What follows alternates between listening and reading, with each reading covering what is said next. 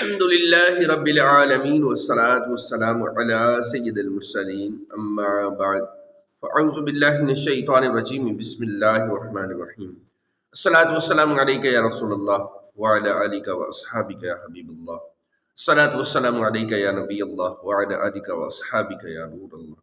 فرمان مصطفیٰ صلی اللہ علیہ وسلم ہے کہ مجھ پر کثرت سے درود پاک پڑھا کرو، بے شک تمہارا مجھ پر درود پاک پڑھنا تمہارے گناہوں کے لیے مغفرت ہے۔ سبحان اللہ۔ زبان و قلب کی عظمت درود پاک سے ہے، ہر ایک غم سے حفاظت درود پاک سے ہے، دعائیں ہوتی ہیں مقبول اس وسیلے سے، خدا کی خاص عنایت درود پاک سے ہے۔ ازل کے دن سے میرے مصطفیٰ کے چرچے ہیں، تمام دہر پہ رحمت درود پاک سے ہے۔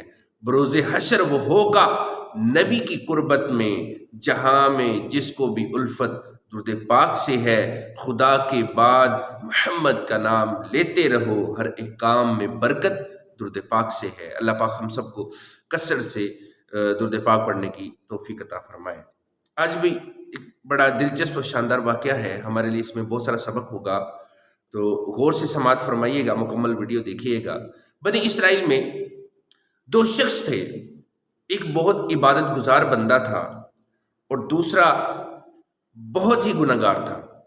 لوگ عبادت گزار کو عابد بنی اسرائیل یعنی بنی اسرائیل کا عبادت گزار کہتے تھے، اور جو گنہگار تھا اسے خلیع بنی اسرائیل یعنی بنی اسرائیل کا آوارہ بے حیا شخص کہہ کر پکارا جاتا تھا۔ ایک مرتبہ یہ گنہگار جو ہے اس عبادت گزار کے قریب سے گزرا، دیکھا کہ بادل نے عبادت گزار کے سر پر سایہ کر رکھا ہے۔ یہ منظر دیکھ کر گنہگار نے سوچا، میں تو بڑا گنہگار ہوں اور یہ اتنے بڑے عبادت گزار ہیں، اگر میں ان کے پاس بیٹھ جاؤں تو کیا خبر اس کی برکت سے اللہ پاک مجھ پر رحم فرما دے۔ یہ سوچ کر وہ گنہگار جو ہے اس عبادت گزار کے پاس جا کر بیٹھ گیا۔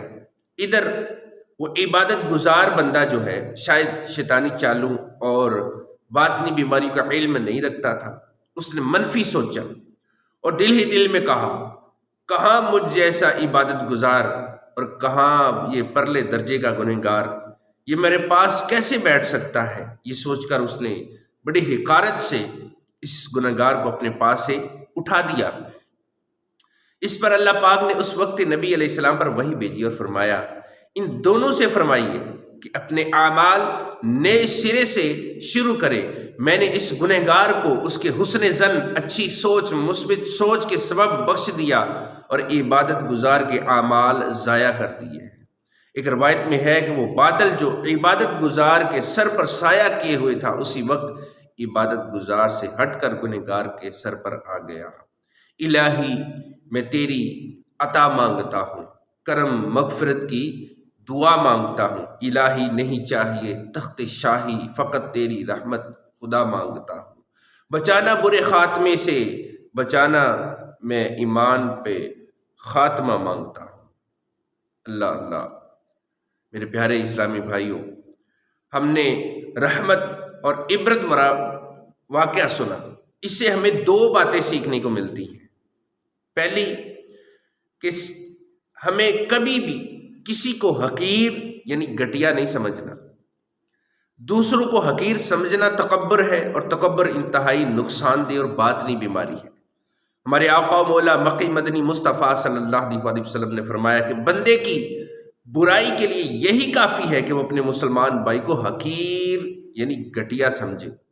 اللہ پاک ہمیں عقل مندی نصیب فرمائے، تکبر کی آفت بلکہ تمام ظاہری باطنی بیماریوں سے محفوظ فرمائے۔ خوب انسان کو کرتی ہے رسوا جب زباں بے لگام ہوتی ہے، خوب انسان کو کرتی ہے رسوا جب زباں بے لگام ہوتی ہے، گر تکبر ہو دل میں ذرہ بر سن لو جنت حرام ہوتی ہے۔ اس واقعہ سے دوسری بات یہ سیکھنے کو ملی کہ ہمیں ہمیشہ مثبت سوچ رکھنی چاہیے۔ دیکھیے اس واقعے میں ہمارے سامنے دو کردار ہیں، ان میں سے ایک گنہگار ہے، اس کی زندگی گناہوں میں گزری، یہاں تک کہ اس کے برے کردار اور گناہوں کی عادات کی وجہ سے اسے خلیع بنی اسرائیل یعنی بنی اسرائیل کا سب سے بے حیا شخص کہا جاتا تھا۔ دوسری طرف ایک عبادت گزار ہے، اس کی زندگی عبادت کرتے گزری، نیکیاں کماتے اچھے کام کرتے گزری۔ بنی اسرائیل اسے عابد و بنی اسرائیل یعنی بنی اسرائیل کا عبادت گزار کہہ کر پکارتے تھے۔ یہ دو کردار ہیں، ان دونوں نے صرف ایک ایک کام کیا، اور وہ کام ایسا تھا جس نے ان دونوں کے ماضی کو A to Z بدل کر رکھ دیا۔ وہ کام کیا تھا؟ ایک سوچ تھی کہ عبادت گزار نے منفی سوچا، ایک کلمہ پڑھنے والے کے متعلق دل میں نفرت کے جذبات لائے، اس کی نحوست سے اس کی زندگی بھر کی نیکیاں ضائع ہو گئی۔ اور دوسری طرف وہ گنہگار تھا، اس نے اچھا سوچا، مثبت سوچ اپنائی، خود کو گنہگار دوسرے کو عبادت گزار سمجھا، اچھی سوچ اچھا ارادہ لے کر حسن ظن جما کر اس نے عبادت گزار کے پاس پہنچا۔ اس کی اس اچھی سوچ کی برکت سے اس کے سارے گناہ مٹا دیے گئے، اس کے کالے سیاہ ماضی کو خوب حسین و خوبصورت بنا دیا گیا۔ یہ ہے مثبت سوچ کی برکت۔ ہم سنتے رہتے ہیں کہ مثبت سوچ کے ذریعے مستقبل اچھا ہوتا ہے، آدمی کو ترقی اور کامیابی مل جاتی ہے، مگر آپ غور فرمائیں کہ مثبت چیز ایسی اچھی چیز ہے کہ اس کی برکت سے مستقبل تو سنورتا ہی ہے، ساتھ ہی ساتھ ماضی بھی حسین اور خوبصورت ہو جاتا ہے۔ ہم میں سے شاید ہر ایک کے پاس ماضی کی بہت ساری تلخ یادیں ہوں گی۔ ہماری زندگی کے کتنے ایسے واقعات ہیں جنہیں یاد کرتے ہیں تو دل غم میں ڈوب جاتا ہے، کتنی ایسی یادیں ہیں جنہیں سوچ کر ہم پریشان ہو جاتے ہیں، بعض تو ڈپریشن کا شکار ہو جاتے ہیں۔ اگر ہم چاہیں تو ہمارا یہ تلخ ماضی بھی ہمارے لیے سکون و اطمینان بلکہ ثواب آخرت کا ذریعہ بن سکتا ہے، بس اس کے لیے مثبت سوچ اپنانی ہے۔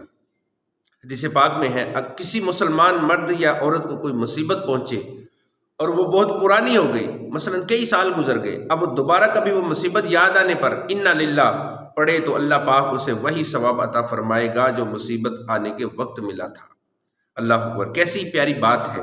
ہمارے ماضی کی وہ تلخ یادیں جو ہمیں پریشان کر کے رکھ دیتی ہیں، اگر ہم اچھی سوچ اپنائیں، صبر سے کام لیں، اللہ پاک کی رضا میں راضی رہنے کا ذہن بنائیں اور حدیث پاک میں بیان کردہ عمل کریں، تو جب ہمیں وہ تلخ یادیں آئیں گی اس وقت ہمارے لیے ثواب کا ذریعہ بنتا چلا جائے گا۔ اللہ پاک ہم سب کو اللہ کی رضا میں راضی رہنے اور صبر شکر کرنے کی توفیق عطا فرمائے۔ آمین بجاہ نبی الامین صلی اللہ علیہ وسلم۔